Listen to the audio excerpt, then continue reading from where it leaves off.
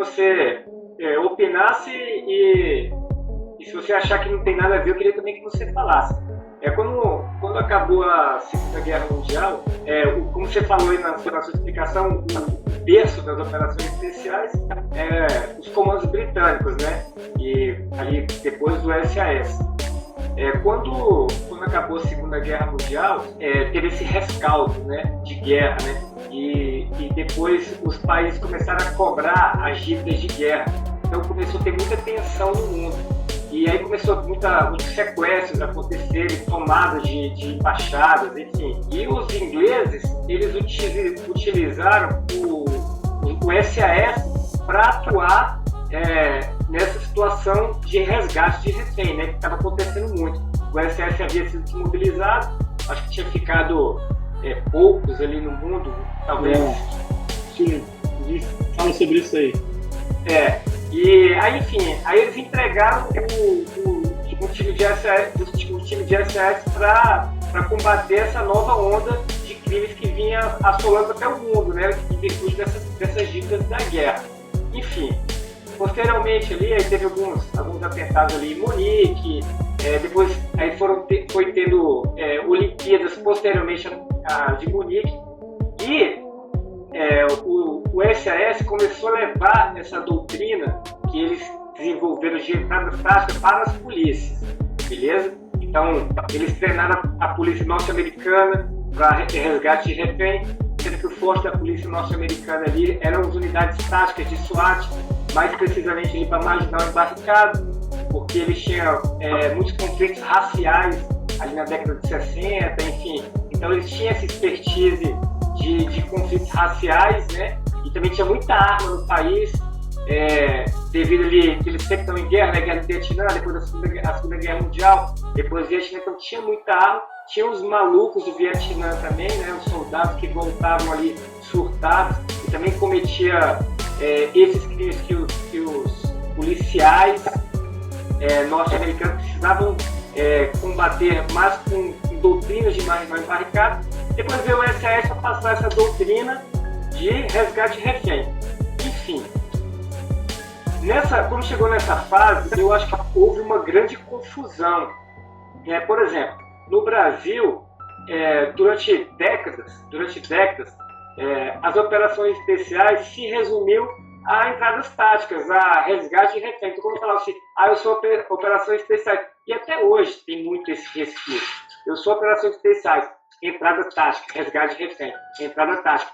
Então eu acredito que se perdeu o verdadeiro conceito de operações especiais, né? E gerou essa confusão. Tanto que nos Estados Unidos não existe operações especiais em unidades de polícia, né? Operações especiais nos Estados Unidos é apenas para as Forças Armadas. Aí no Brasil, como nós copiamos, de certa forma, ali, muito que vem dos Estados Unidos, a gente pegou, né, nós pegamos essa doutrina de resgate de refém, trouxemos para cá, começamos a implementar em virtude da nossa situação histórica, né, que também era a eclosão de sequestros, enfim, desde a lei de 64. O que eu quero dizer que mesmo dentro das polícias militares, dentro do exército, houve uma confusão muito grande.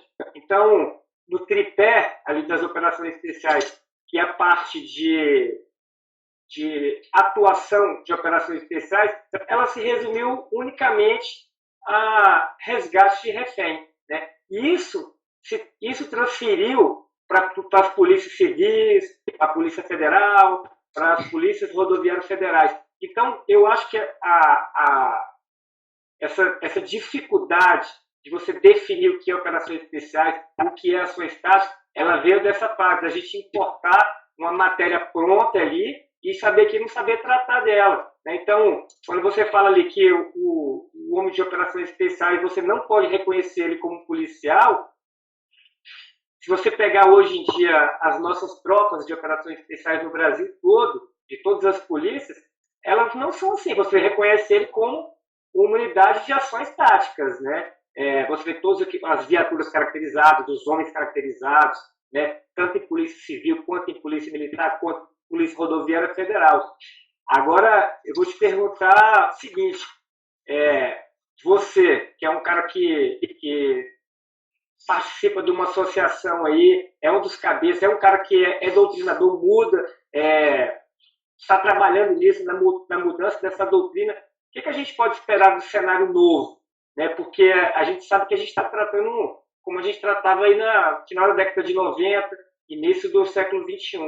Só que a realidade, você sabe disso, e está sendo mudada, né? A gente está vendo aí, tem uns unidades de BOP aí que estão fazendo um trabalho fantástico. Vou ter que puxar a sardinha para o meu, o BOP de Goiás, porra, que ontem mesmo fez um trabalho espetacular, prenderam aí um ladrão de banco que havia matado um policial em São Paulo. Os caras fizeram um trabalho de inteligência, um trabalho de operações especiais e lograram o êxito. Então a gente vê já essa mudança em alguns lugares, mas em muitos lugares a gente vê uma equipe de ações táticas. Beleza? Então eu queria que você falasse aí. Toma essa bomba aí, outro. Tá, vamos lá. Cara, primeiro a gente até é uma falha nossa. Eu vou puxar essa orelha e vou puxar a minha. Mandar um abraço, cara, para todos os caveiros aí que estão participando da live. Eu vi alguns aqui. A gente vai falando, acaba não podendo mandar abraço para todo mundo, senão a gente quebra o raciocínio, mas quero mandar um abraço para a caveirada, meu irmão. Os nossos irmãos caveiros estão participando aí. Pô, meu irmão, agradecer essa honra, né, de estar falando aí com os caveiros aí do Brasil e agradecer também todos aí que estão participando, porque é sempre bom ter a participação de vocês, ter esse momento de discussão e poder apresentar as nossas ideias. Vamos lá. Para a gente falar um pouco sobre a questão da convencionalidade das operações especiais, eu acho que o primeiro ponto que a gente tem que entender é uma evolução histórica das operações especiais, beleza? Eu vou procurar não ser muito aprofundar muito nos períodos, mas vocês entendem o seguinte: as operações especiais modernas elas começaram na Segunda Guerra Mundial, beleza? Isso aí é fato. 3 são as escolas de operações especiais da Segunda Guerra Mundial: Comandos, SOI e SEALs, e SAIS. Comandos era uma tropa grande, criada em 1940. Cada unidade de comandos era composta por 500 homens aproximadamente, né? Eles ficavam dentro de uma doutrina de operações combinadas. Elas eram realizadas, as ações de comandos eram realizadas como operações anfíbias. Elas iam no continente, destruía, explodia, matava quem podia e voltava. Operações de curta duração, beleza? Na maioria das vezes, muito pautada pela convencionalidade. Não é à toa, né, que como é que os comandos foram criados, né? Churchill chegou, falou: olha, eu preciso de unidades de caçadores. Saiu um camarada chamado Dudley Clark, que era um coronel, e falou: olha, vamos criar unidades. Lembra lá dos comandos que o senhor conhecia? Vamos criar unidades assim, tipo aqueles comandos. Então vamos criar unidades de comandos. Para quê? Para levar a Inglaterra. Ela estava sozinha praticamente na Segunda Guerra Mundial, e ela tinha um medo diário de que a Alemanha, a qualquer momento, pudesse lançar suas próprias paraquedistas, enfim, cruzar ali o Canal da Mancha e invadir a Inglaterra. Deixa eu dar um recado aqui. Já está encerrando a primeira hora. Falta 15 segundos, vai cair. Acho que a gente vai cair, a gente tem muito assunto aqui, aí a gente vai... Já vamos desligar aqui agora e volta aí que eu te chamo lá. Beleza. Beleza? Salve essa live aí, irmão. Beleza. Tamo junto. Aí... Fechado. Então, assim, concluindo o início do raciocínio, que ele tem coisa para falar e falar. Cara, então foram criadas as unidades de comandos, tá? Essas unidades, então, elas operavam unidades grandes, 500 operadores, né? Eram basicamente 10 grupos de 50 homens de tropas de comandos, e elas faziam operações de hit and run, bater e correr. Elas iam, incursionavam, explodiam, matavam, capturavam e retornavam, beleza? Beleza. Então, assim, essas unidades elas eram hit and run, elas batiam e iam embora, tá? Nessa mesma época foi criada a unidade do SOI.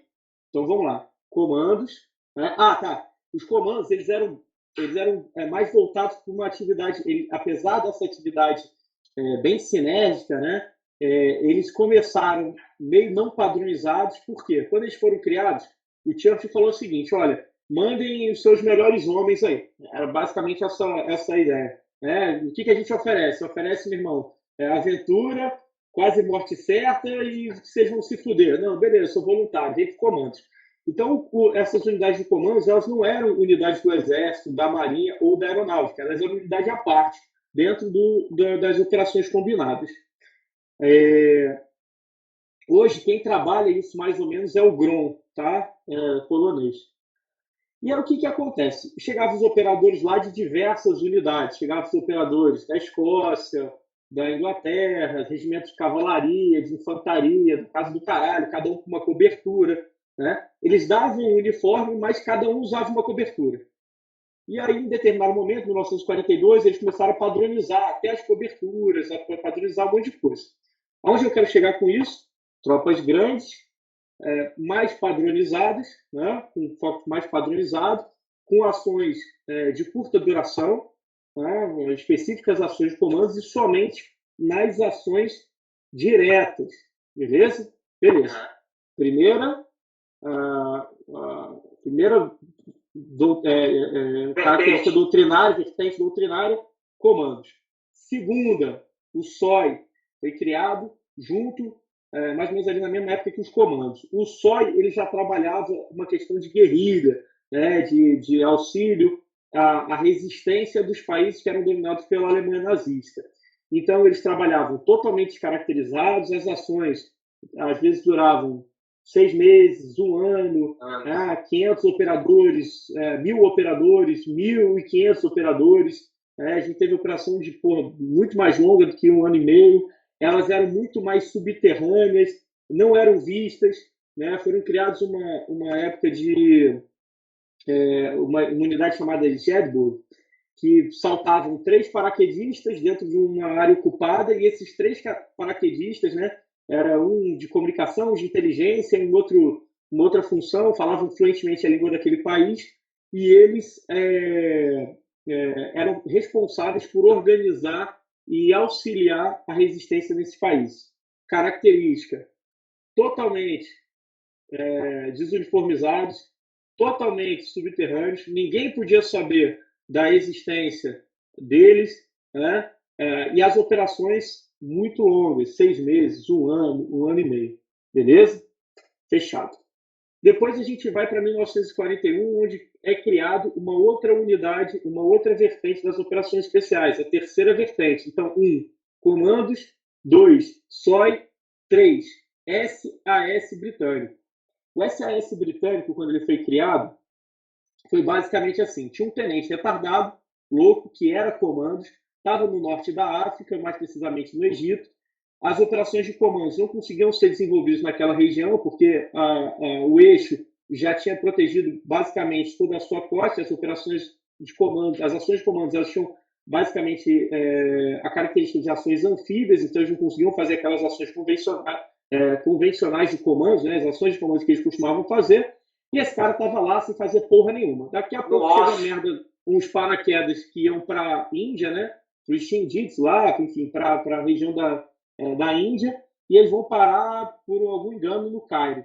Esse retardado pega esse paraquedas, junta com um retardado, olha para ele e fala: meu irmão, tem uns paraquedas aqui que chegaram, vamos ver se a gente salta com essa porra aqui pô, a gente se torna paraquedista. E lembro que a gente está falando de 1941, né? Assim, não tinha unidades paraquedistas ainda, estavam sendo criados. Não, beleza. Então eles se retardados, juntaram mais uns idiotas, foram para dentro de um avião, falaram: pô, é o seguinte, primeiro a gente testa aqui, a gente empurra um negócio, vê se vai cair, tá? A gente faz um teste para ver se é assim mesmo que salta de paraquedas. Jogaram uma caixa com peso de mais ou menos uma pessoa, jogaram um material lá com peso de mais ou menos uma pessoa, deu meio certo o negócio, falaram: pô, beleza, assim salta de paraquedas, foram saltar de paraquedas. Esse cara vai lá, programa o salto logo depois, salta, o paraquedas dele rasga, ele desce igual um machado sem cabo e se quebra todo. O nome desse oficial, desse tenente, é David Stirling, tá? Ele vai para o hospital, chega lá, ele começa a botar no papel aquilo que ele identifica como sendo operações especiais, e ele diz o seguinte, essa é a grande sacada dele. Ele fala, cara, em vez de eu ter uma unidade de praticamente 500 homens, dividido em subunidades, em pequenas unidades de 50 homens, por que eu não crio unidades, não trabalho com unidades de 10, 8, 6 homens? Se eu, em vez de cumprir uma missão com 50 homens, ou uma missão com 500 homens, eu cumpro 50 missões de 10 homens ou 5 missões de 10 homens. Beleza? Quando você fala isso, se eu dessas 5 operações ou dessas 50 operações, metade der certo, eu tenho 2 operações e meia, 2 a 3 operações ou 25 operações dando certo. Logo, eu consigo otimizar o resultado das minhas ações. E aí ele traz esse conceito que a gente trabalha hoje de mistura de grupos táticos com unidades de operações especiais, né? De aproximadamente 6, 8 homens, 10 homens, não muito diferente disso. Entendam que o SOI, como eu falei para os senhores, ele trabalhava com 3 homens, 3, 4, 5 homens, 2 homens. Né? O Comandos com 550 homens. O SAIS, ele já vem trabalhar com 6, com 10, com 12, com 16. O que esse cara, esse retardado, ele consegue? Ele consegue convencer o general que tem que criar uma unidade chamada Special Air Service, que é o SAIS. Na verdade, era o destacamento L do SAIS. Enfim, o nome não tem nada a ver, porque é uma unidade do Exército, mas o nome era para o eixo, né? Acreditar que existia uma unidade paraquedista operando no norte da África. E aí, cara, esse camarada, ele coloca essa unidade em prática e começa a botar as suas atividades em prática. Eu vou resumir a história, como eu já falei antes, o SAIS, ele agia nos aeródromos, ele ia para lá, fazia uma ação no aeródromo, ele, enfim, demorava. A primeira operação deles tentaram saltar de paraquedas até um aeródromo. O que é um aeródromo? É um aeroporto de aeronáutica militar. Aí ele chegou lá, o tempo não estava bom, ele se fudeu, perdeu boa parte do efetivo, 60%, 70% do efetivo baixou nessa operação. E ele entendeu o seguinte, cara, em vez de a gente saltar de paraquedas, por que a gente não vai de viatura? Já tem uma unidade para buscar a gente, que é o LRDG, ele busca a gente e ele leva também. E eles começaram a ir de Jeep, só que era uma distância muito longa, a infiltração de longa distância, com LRDG, Long Range Desert Group. Né? E então, o que ele fazia? As operações elas demoravam alguns dias, eram muito mais profundas na retaguarda do inimigo, elas tinham uma destruição muito grande, e esses operadores, eles eram meio não convencionais, assim, um usava barba, outro usava uma farda. Você olhava para eles e sabia que eles eram meio militares, mas eles eram muito aculhão. Eu vou até pegar ver se eu pego um livro rapidinho que eu vou mostrar para vocês. Uma fotografia.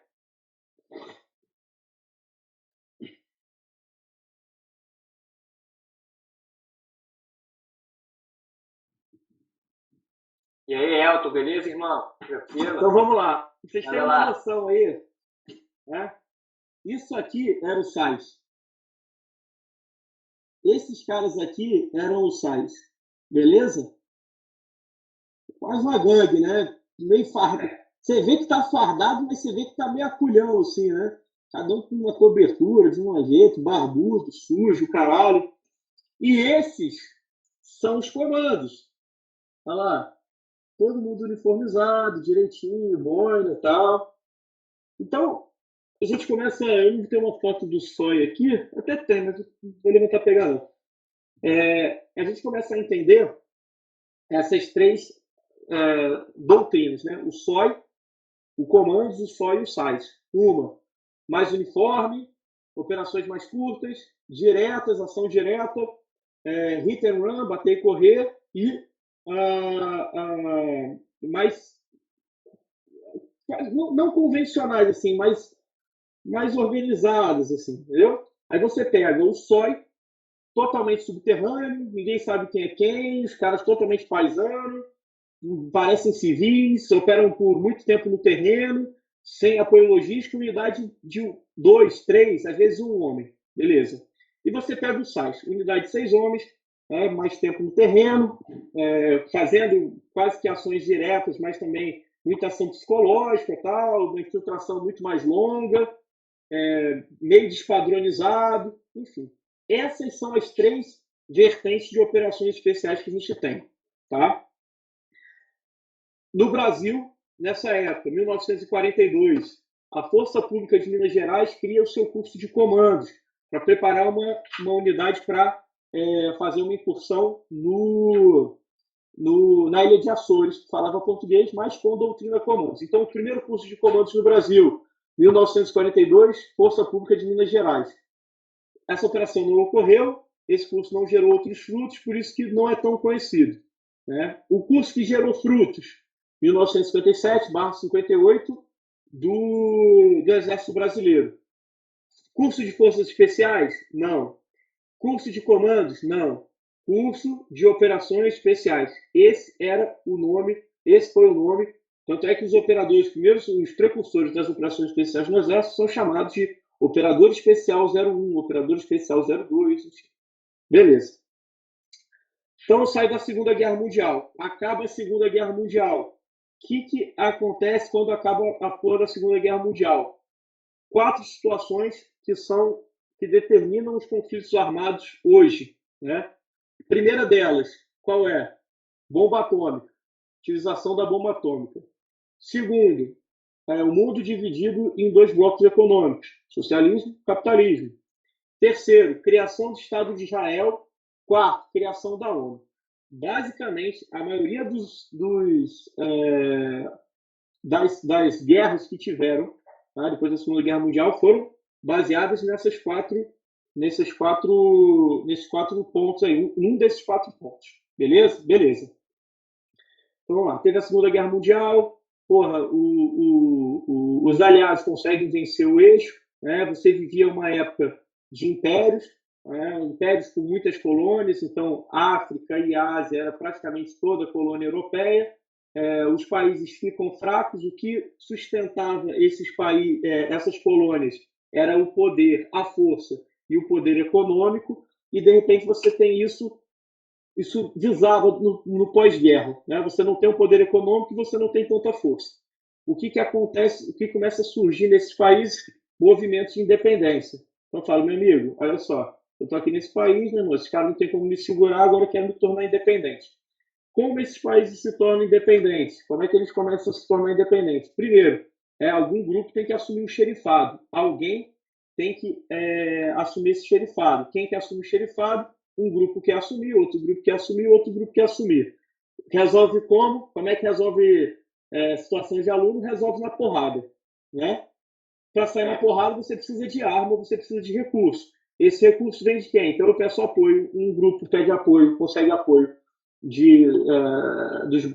bloco capitalista, o outro grupo consegue apoio do bloco socialista, que tem interesses econômicos nessas áreas. Então você vê na década de 50, 60, 70, basicamente a explosão, né, a eclosão de diversos movimentos de independência nesses países, principalmente África e Ásia, né? Principalmente África e Ásia. Então, para vocês terem uma ideia, eu vou tentar, deixa eu falar aqui um pouco aqui desses países. Deixa eu dar uma olhada. Deixa um material, eu estou com um material sobre isso aqui. Vê se eu acho a tempo aqui. Tá aqui, ó. Beleza, ó, você tem na África, Congo, 1960, Camarões, 60, isso de independência. Nigéria, 1960, Mali, 60, Argélia, 62, Namíbia, 90, Madagascar, 1960, Moçambique, 75, Índia, 1947, Paquistão, 1947, Camboja, 54, Vietnã, 54, Laos, 50, Bangladesh, 47, Birmânia, 48, Nova Guiné, 75, né? Então você tem dentro do mundo uma eclosão de movimentos de independência. Tá, fechou. Porra, Caveira, você falou da Segunda Guerra Mundial, falou da porra das doutrinas, agora você está falando da porra do movimento de independência. Eu entendi mais ou menos. Negão, é o seguinte, com esse movimento de independência, né, é, houve um fenômeno chamado guerra assimétrica, ou melhor, né, houve um fortalecimento de um fenômeno chamado guerra assimétrica. O Estado perdeu o monopólio da guerra, beleza? O Estado perdeu o monopólio da guerra. Antes a guerra era entre França e Alemanha. Agora a guerra era entre o grupo armado revolucionário da Casa do Caralho e o grupo armado revolucionário da puta que pariu. Era isso a guerra. Esses países precisam de dinheiro. Esses grupos precisam de dinheiro. Onde é que você encontra dinheiro, né, inicialmente? Com o apoio das potências econômicas que tinham à época, os Estados Unidos e a União Soviética. Beleza? Beleza. Esses grupos começam a se tornar independentes e começam a querer chamar a atenção do restante do mundo. O que acontece em nível internacional, né? Principalmente ações terroristas. Essas ações terroristas, né, sempre com o objetivo de dar força ao movimento, guerra psicológica e mostrar e solicitar, fazer a reivindicação, principalmente de soltura de presos, né, de terroristas presos. Beleza? Fechou. Aí você começa a ter sequestro de embaixada, sequestro de avião, sequestro de avião de novo.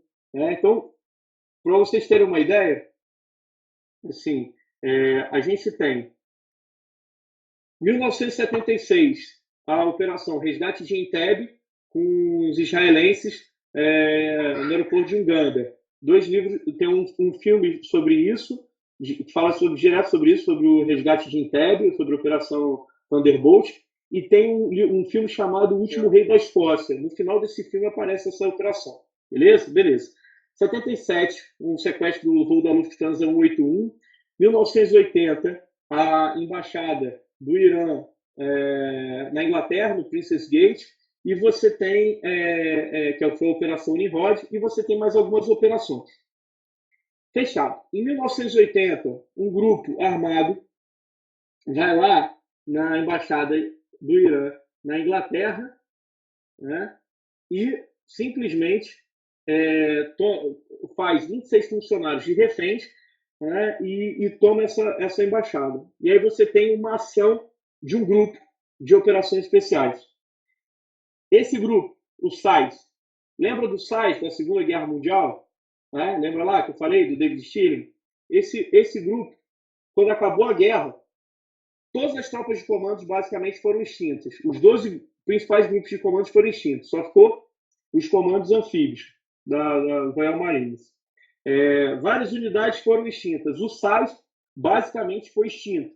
Aonde ele conseguiu resistir em ações totalmente não convencionais de caça aos nazistas. Então, quem tiver curiosidade, lê o livro aí, Caçadores de Nazistas. Beleza? Fechado. Depois ele volta como uma unidade operacional do Exército e ela começa a se preparar para algo que ela sabia que ia acontecer, que ia ser a necessidade de resgate de refém. Em 1980, um grupo terrorista invade a embaixada e o SAIS atua nessa embaixada. Qual é a operação? Operação Nimrod, né? Na embaixada de Londres, no Princess Gate. O que isso acontece? Isso mostra para o mundo assim, porra, uma unidade de operações especiais em tanto de preto, fazendo uma ação tática para resgatar refém. Ela é uma unidade de operações especiais, isso é operações especiais. E, de repente, por uma evolução, até por conta da Olimpíada de Munique, né, você tem uma associação, vocês vão ter uma associação das operações especiais com essa entrada tática da Operação Nimrod, do SAIS na Embaixada do Irã. Beleza. Nessa época, até 1980, basicamente, o que a gente tinha no Brasil? A gente tinha, em 1964, ontem, né, fez aniversário, o governo militar, a Revolução Militar. Né? impedindo ali desse grupo comunista tomar o Brasil. Fechado? Fechado. As unidades de operações especiais começaram a surgir para combater guerrilha. Então, as unidades de operações especiais das polícias militares, elas começaram a surgir para conter as guerrilhas. Eu vou até pegar aqui, fazer uma consulta aqui. Ó. A primeira unidade criada foi o COI do Paraná, 1964. Como é que os caras fizeram, amigo? Um coronel, um capitão na época, chamado Capitão Goro, hoje coronel, meteu o pé, ele ganhou um intercâmbio com os Estados Unidos, foi para os Estados Unidos, fez um curso em Fort Bragg, onde eram formadas operações especiais, volta ao Brasil e começa a desenvolver as atividades de operações especiais no Paraná, com o Comando de Operações Especiais do Paraná. Beleza? Depois outras unidades foram sendo formadas. São Paulo, São Paulo, curso de operações especiais São Paulo, não era curso de operações especiais, era curso contra guerrilha, o nome, CONG, contra guerrilha. Comanf, não era Comanf, era CONG, contra guerrilha. Então, essas unidades, elas eram feitas, a sua missão era combater guerrilha, beleza? Militar, amigo, não tinha nada de polícia praticamente, era militar. Esses caras eram militares, ações militares dentro do contexto de segurança pública. Por quê? Porque esses grupos terroristas, quando eu tenho um grupo terrorista, esse grupo terrorista ele precisa de dinheiro. Obviamente, ele vai conseguir esse dinheiro dentro. Como é que eu consigo dinheiro dentro de uma forma rápida e fácil? Crime.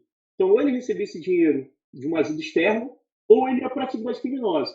Qual a atividade criminosa que esses guerrilheiros começaram a querer desenvolver? Assalto ao banco e sequestro. Beleza? Grave isso aí, assalto a banco e sequestro. Você tem uma eclosão de assalto a banco e sequestro na década de 70, década de 70, vou falar sobre a década de 70 agora. E você tem um combate contra a guerrilha, fechado. Na década de 80, você começa a ter uma diminuição dessa guerrilha, você começa a ter já um momento de transição de governo. Fechado? Fechado. 1980 também, ele vai no presídio Cândido Mendes, Ilha Grande, você tem uma junção de assaltantes de bancos comuns com assaltantes de bancos terroristas. Né? Esses assaltantes de bancos comuns criam uma facção criminosa chamada Falange Vermelha, que depois vem a se tornar o Comando Vermelho. O Comando Vermelho, até então, fazia assalto e sequestro. Assalto e sequestro. Beleza? Então, essa é a realidade do Brasil. Assalto e sequestro. E a realidade do mundo, principalmente sequestro. Década de 70, 60, 70, 80.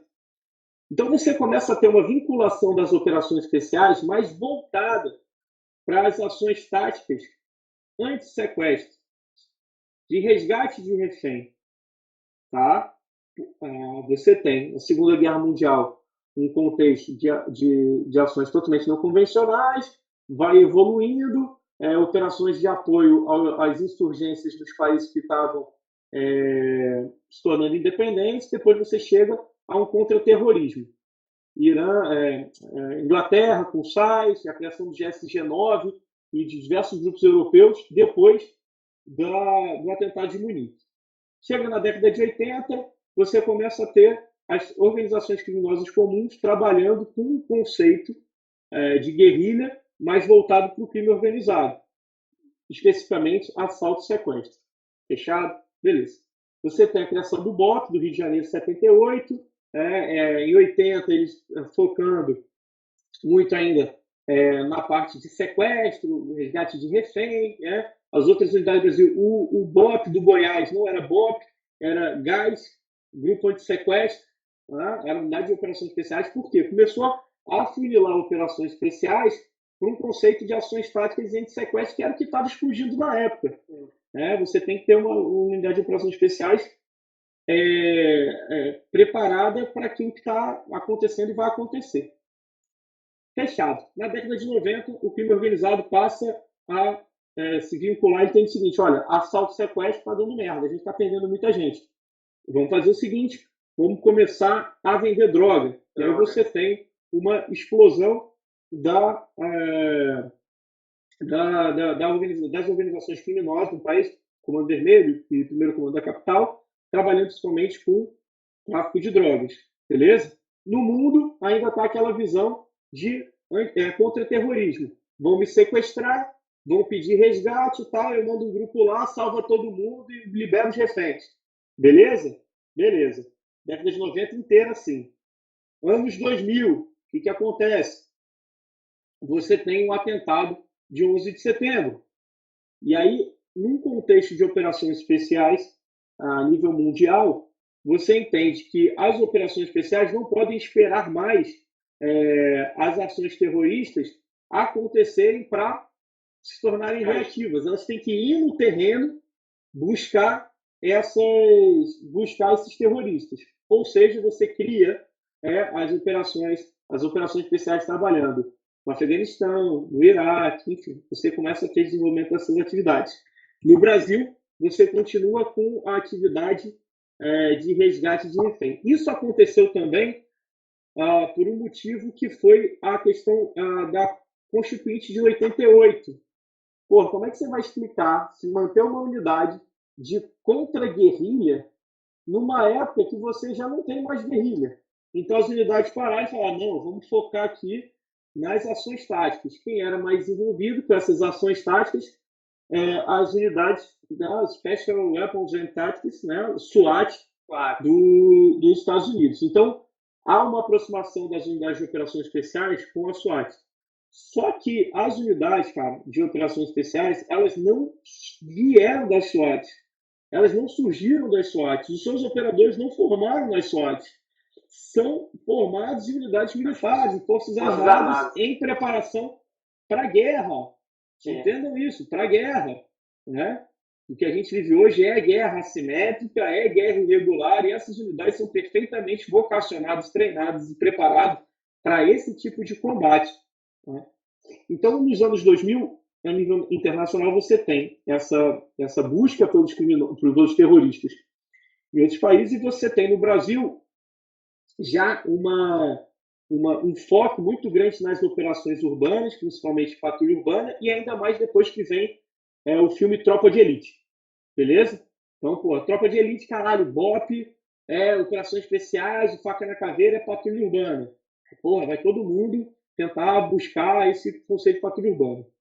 Depois de 2010, mais um pouco para frente, você já tem o novo cangaço acontecendo no Brasil. As operações especiais elas começam a se desvincular de uma atividade de ações táticas propriamente ditas em terreno urbano para ir já para uma atividade de ações táticas e operações especiais em terreno rural, em ambiente rural. Isso é o que você tem a nível nacional em termos de operações especiais de uma forma geral. Onde eu quero chegar com isso tudo? Primeiro ponto, as operações especiais elas vão se adaptar ao tempo. Elas vão se adaptar ao momento que elas vão viver, devem se adaptar ao momento que vai viver. Né? Então, esse é o primeiro ponto. Segundo, eu não posso comparar o que as operações especiais faziam na década de... A sua missão principal, seu conceito de emprego da década de 40 com a década de 50, de 60, de 70, de 80, de 90, dos anos 2000. Terceiro, algumas unidades pecam e erram porque elas entendem, elas passam a aplicar o modelo. Lembra que a gente falou do grande erro de um estrategista? Atuar, pensar numa guerra que vai vir ou que está acontecendo da mesma forma que atuava antigamente. Então você tem algumas unidades de operações especiais operando como se fosse década de 80, de 90, em 2020. Entendeu? Acreditando isso ser as operações especiais. Você tem talvez uma necessidade de aceitação dentro do mundo das operações especiais de que você tem que copiar aquela unidade, aquela outra unidade. Quando a sua missão ela pode ser totalmente diferente, mas você acaba tendo essa preocupação, talvez, por algumas unidades. Beleza? Então, o quarto ponto que eu quero chegar essa evolução ela tem que ser constante. Né? Essa evolução ela vai ter que ser constante e ela vai ter que ser sempre à frente do seu tempo. Hoje, se a gente tem uma vinculação, como você perguntou 40 minutos atrás, por que a gente se aproximou tanto das ações táticas? É por esse glamour que as grandes operações que foram amplamente divulgadas tiveram na década de 70, 80, 90. Né? Você, então, em busca desse, entre aspas, glamour, você vai tentar buscar essas referências, isso como referência de operações especiais. Mas não, amigo, isso não exaure as operações.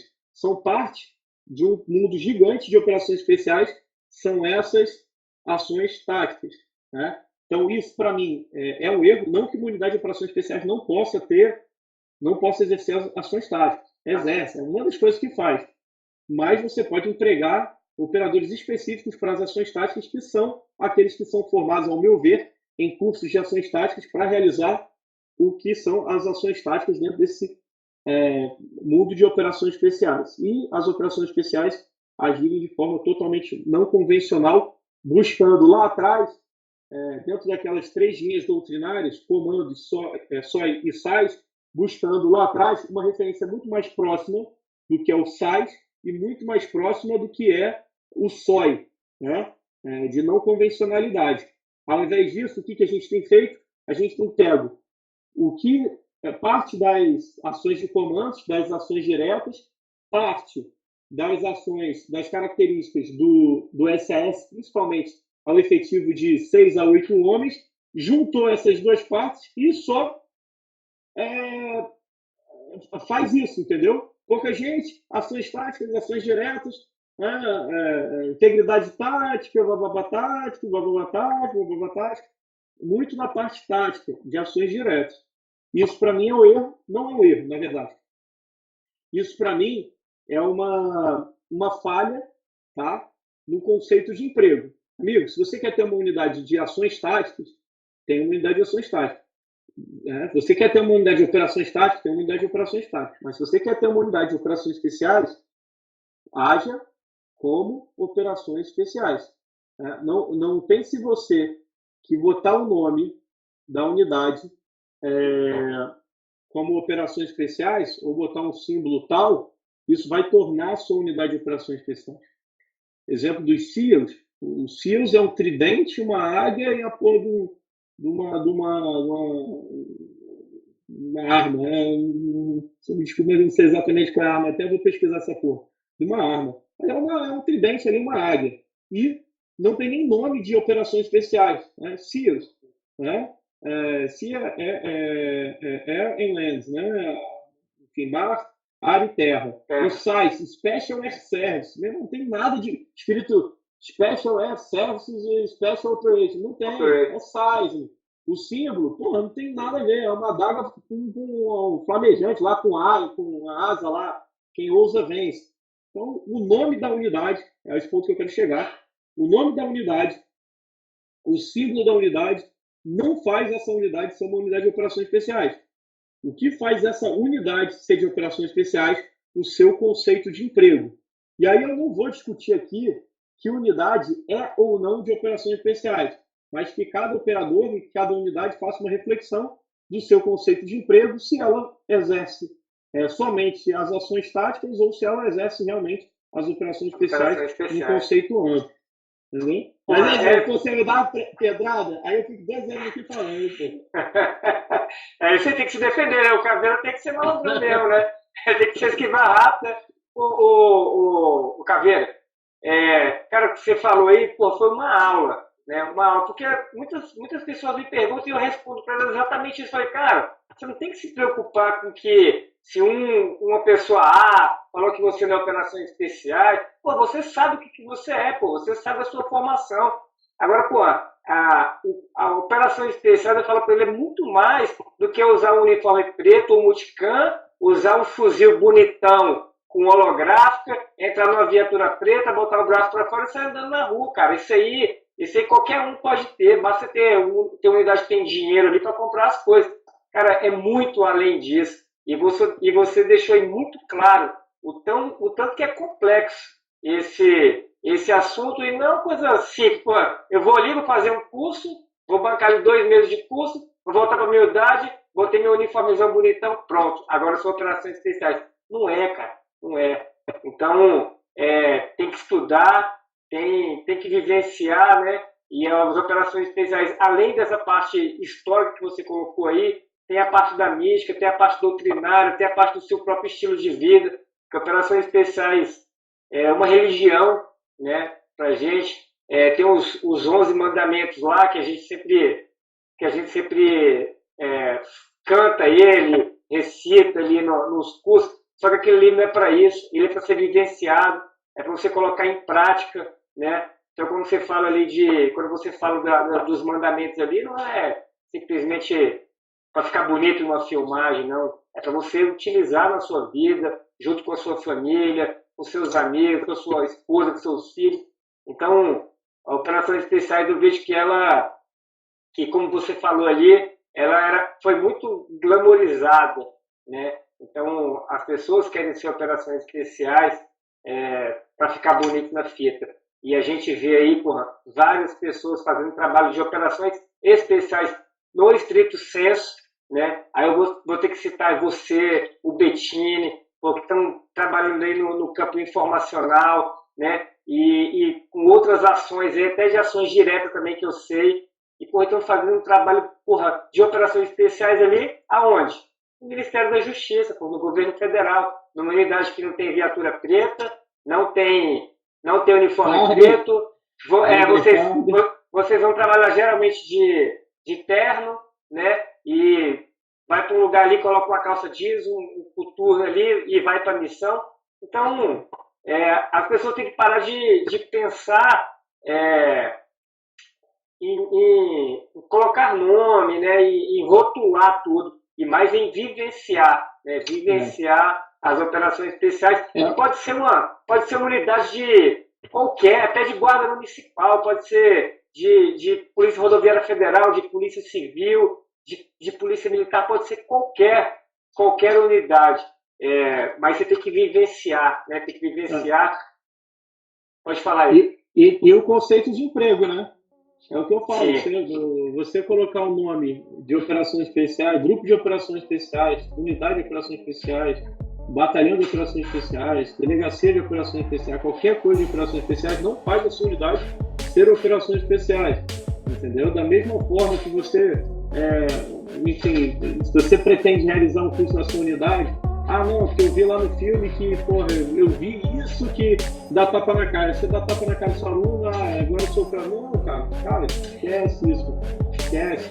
É um conceito de emprego, é uma preparação para você operar, óbvio, né? Você tem aquele conceito que ele veio da Segunda Guerra Mundial, mas foi muito fortalecido, principalmente na criação dos SEALs, que é operar em qualquer ambiente, de qualquer modo, né? Que chega a ser, que é inclusive como é que se diz, moto, né? É a frase ali das forças especiais, né? De unidades de operações especiais do COT, da Polícia Federal, né? Qualquer missão, qualquer lugar, de qualquer maneira.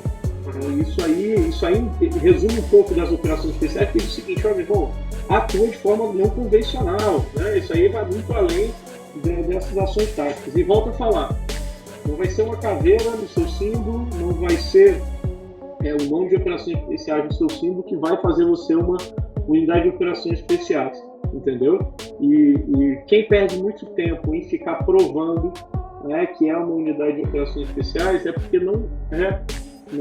essa unidade ela não é de operações especiais. Não é, exatamente. Se o foco dela está nisso, está nessa como é que se diz, nesse objetivo, né, de ser aceito como operações especiais, acredito que está indo para o caminho errado. E aí, deixo bem claro aqui, senhores, tá? Não estou fazendo nenhuma crítica, pelo contrário, a nenhuma unidade, a nenhum BOP, nenhuma CIOI, nenhuma COI da Polícia Militar, nenhuma CORE, nenhum GOI, nenhum qualquer outro nome da Polícia Civil, o GRR da PRF, o COT da Polícia Federal. Cara, todos têm grandes operadores, tenho amigos de todas as suas unidades, respeito demais, admiro demais essas unidades, né? Então, assim, para não dizer assim, pô, aqui o Caveira lá falou que a unidade não é ou não é, não estou discutindo isso. Estou discutindo o conceito de emprego. Se você tem esse conceito de emprego, se a sua unidade tem um conceito de emprego, você operações especiais num conceito estrito ali, mas num espectro amplo. Se você só faz ações táticas, beleza, você faz até parte das operações especiais, mas você não é um operador especial, sua unidade não é uma unidade de operações especiais completa, e é isso que a gente tem que buscar.